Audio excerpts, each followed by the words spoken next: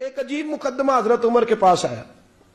حضرت عمر کہنے لگے میں اس کا فیصلہ ہی نہیں کر سکتا. مقدمہ عرض کروں آپ کی خدمت میں؟ دروشی پڑھیے ایک دفعہ بلند آواز.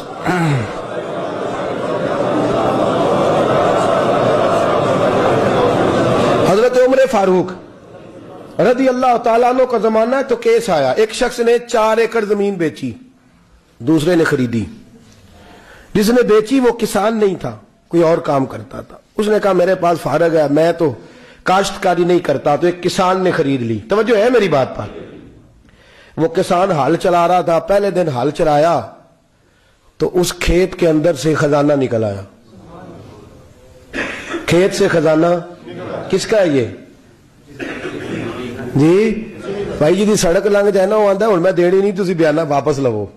اب تو سڑک گزر گئی, مجھے تو پتہ ہی اب چلا ہے کہ یہاں ہاؤسنگ سوسائٹی آنے والی, میں تو نہیں دیتا ہی, رکھ لے آپ. کیا نکل آیا؟ ہیرے جواہرات چاندی لال نکل آئے.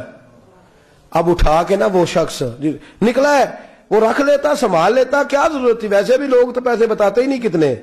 اٹھا کے نا وہ خزانہ تو جس نے بیچے تھے اس کے گھر چلا گیا. کہنے لگا میں نے زمین خریدی تھی, خزانہ نہیں خریدا تھا, تیرا ہے, تو لے لے, تیرا ہے, رکھ لے. وہ بھی صحابی رسول ہے. میرے نبی نے دنیا کی محبت کھینچ ڈالی ہے دلوں سے. وہ کیا کہنے لگے؟ کہنے لگے میں نے تو 4 ایکڑ سے بڑی مشکل جان چھڑائی ہے, تو اب پھر دولت لے کے آ گیا ہے. اس نے کہا یہ تیرا ہے, تو ہی رکھ, میں نے زمین بیچی تھی تو جو اس کے اندر تھا وہ سارا ہی تیرا ہے, بیچ ڈالا تھا. کہنے لگا نا میں نے زمین خریدی ہے, خزانہ نہیں خریدا. وہ کہنے لگا نا بھائی میں نے تو ہر شے بیچ دی ہے, اس میں سے پھل اگے پھول نکلے وہ سارے. جاگ رہے آپ لوگ؟ آنکھوں ہے ہی کام جاگرن والا ہے, یہ ہوتا ہی نہیں. یہ عجیب معاملہ ہے نا جی. یہ فرشتے ہیں جو دنیا میں بستے تھے, یہ انسان تھے جن کو فرشتے بھی دروازے کھول کے دیکھتے تھے یہ کیسے انسان ہے. اب مقدمہ حضرت عمر کے پاس آ گیا. توجہ ہے میری بات پر؟ حضرت عمر فاروق کے پاس آیا. حضرت عمر فاروق نے دونوں کی بات سنی تو جس نے بیچی تھی اس سے کہنے لگے پرانے مالک سے, چل یار تو لے لے, مجھے لگتا ہے کہ تیرے ہی ہیں, تیرے بڑوں نے دبائے ہوں گے, تو نہیں نکال سکتا, تو ہے تو وراثت تیری بنتی ہے نا, رکھ لے. کہنے لگا عمر آپ کیا سرائی کر رہے ہیں؟ اگر یہ بات غلط ثابت ہو گئی اور قیامت میں مجھے اس خزانے کا حساب دینا پڑا تو آپ میرے ساتھ اٹھیں گے نا, میرا بوجھ اٹھائیں گے نا؟ حضرت عمر کہنے لگے جی میں کوئی نہیں اٹھاتا, میں تیرا بوجھ. اب وہ جس کو بیچا تھا حضرت عمر کہنے لگے بھائی اس نے تو تجھے دے دیا تھا, اب تیرا ہے تو رکھ لے. کہنے لگا عمر آپ قیاس کر رہے ہیں, آپ قیاس کر رہے ہیں, اگر قیامت والے دن میں پھنس گیا تو میں آپ کا نام لے لوں اللہ کی بارگاہ میں؟ حضرت فاروق اعظم نے نا سر پکڑ لیا, فرمایا میں فیصلہ ہی نہیں کرتا, تم حضرت ابی بن کعب کے پاس جاؤ رضی اللہ ہو.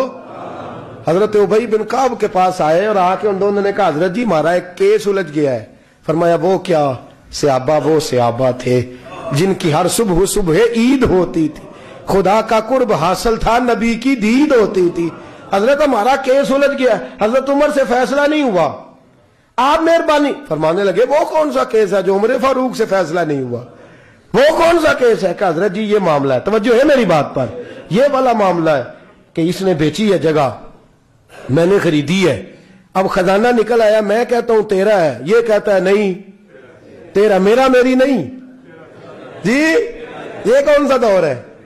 بولے نا وہ کون سا دور تھا؟ خیر الناس من ینفع الناس, لوگوں میں بہتر وہ جو لوگوں کے لیے نفع بخش. یہ کہتا ہے خزانہ تیرا ہے, میں کہتا ہوں نہیں, تو کون سا دور ہو گیا تیرا تیری کا؟ حضرت سیدنا ابی بن کعب رضی اللہ تعالیٰ عنہ نے سر جھکا لیا. کہنے لگے میں فیصلہ کیا کروں, میں بہت بڑا قاضی ہوں پر یہاں میں بھی الجھ گیا ہوں. اب فیصلہ سنو, خوبصورت فیصلہ. حضرت ابی بن کعب اس سے پوچھتے ہیں بیچنے والے سے تیرے بچے کتنے؟ کہنے لگا جوان بیٹا ہے. خریدنے والے سے کہتے ہیں تیرے کتنے بچے ہیں؟ اس نے کہا جوان بیٹی ہے. کہنے لگا میں ان دونوں کا نکاح کر کے سارا سامان انہیں جہیز میں دے دیتا ہوں, ان کا نکاح کر کے سارا کچھ انہیں جہیز میں دے دیتا ہوں, تیرے گھر بھی آ جائے گا, تیرے گھر بھی. یہ فیصلہ سیدنا ابی بن کعب رضی اللہ تعالیٰ عنہ نے دیا.